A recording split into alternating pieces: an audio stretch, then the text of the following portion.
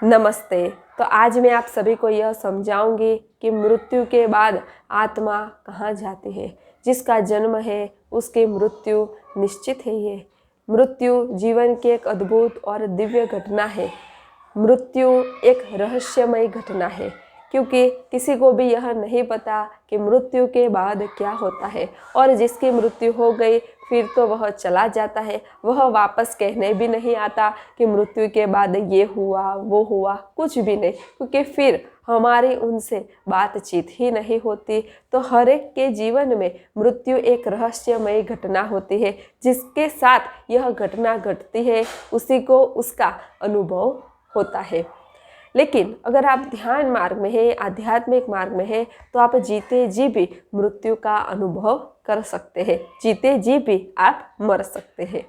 जब किसी व्यक्ति की मृत्यु हो जाती है तो उसके भीतर से उसकी आत्मा और सूक्ष्म शरीर बाहर निकल जाता है और फिर वह देखती है कि अरे ये क्या, मैं तो बाहर आ गया। और फिर वह वहाँ देखता है कि यह तो मेरा शरीर पड़ा हुआ है।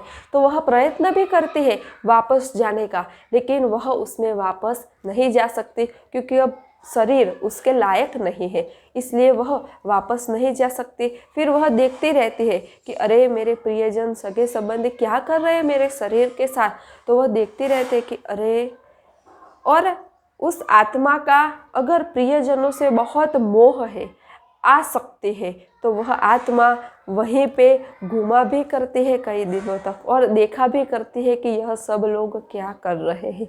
और जब उसको लगता है कि अब सब अपने अपने कार्य कर रहे हैं, सब अब मुझे भूलने लगे हैं और अब मुझे कोई भी याद नहीं करता, ऐसा जब वह थोड़ा बहुत समझ लेती है तो धीरे धीरे धीरे वह अपने परलोक गमन करती है। यानी उसकी आत्मा और सूक्ष्म शरीर ऊपर की ओर जाने लगता है, ऊपर की ओर उड़ने लगता है। और ऊपर जाकर के उसके कर्मों के जो हिसाब किताब होते हैं, उसकी जहाँ भी आसक्ति होती है, जहाँ भी उसकी आशा होती है, उसके जो भी इच्छा होती है, उसके अनुसार और उसके कर्मों के अनुसार फिर उसका दूसरा जन्म निर्धारित हो जाता है और वह आत्मा दूसरा जन्म ले लेती है।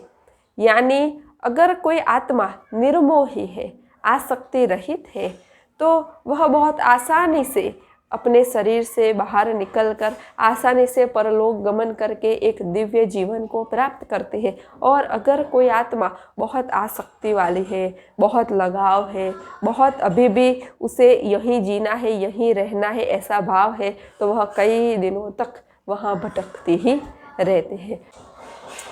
तो यह मैंने समझाया कि मृत्यु के बाद आत्मा कहाँ जाती है। तो हमें अपने मृत्यु को सुधारना है, मृत्यु को अच्छा करना है। तो आज से ही हमें अपना जीवन अच्छा करना होगा। जिसका जीवन अच्छा, उसकी मृत्यु भी अच्छी होती है। मृत्यु अच्छी होने का तात्पर्य कि जब मृत्यु आए तो कोई दुख ना हो, कोई शोक ना हो। ऐसा ना हो कि मैंने जीवन लिया और कुछ भी नहीं किया, बस मैं ऐसे ही जा रहा हूँ। ऐसा आपके भीतर पछतावा ना होना चाहिए। आपके भीतर ऐसा अहोभाव होना चाहिए कि मुझे मनुष्य जन्म मिला, मैंने बहुत अच्छे से मनुष्य जन्म जिया, सबके साथ में प्रेम से रहा, किसी का भी मैंने दिल नहीं दुखाया, सबको मैंने खुश रखा, सबको मैंने प्रसन्न रखा और मुझसे जितना हो सके उतना मैंने सबको दिया, सबको बांटा, सबके लिए अच्छा किया। तो उस आत्मा के भीतर एक तृप्ति का भाव होता है और वह बहुत प्रेम से परलोक गमन कर लेते हैं। तो मनुष्य जीवन अच्छे से जियो, सबका अच्छा हो, सबका कल्याण हो, ऐसी ही शुद्ध भावना रखो तो आपका मृत्यु सुधर सकता है। तो अगर आपका ध्यान के बारे में कोई भी प्रश्न हो तो आप मुझे कमेंट में लिख करके भेज सकते हैं, मैं आपको उसका उत्तर जरूर दूंगी। नमस्ते। सब घटवासी परमात्मा को प्रणाम।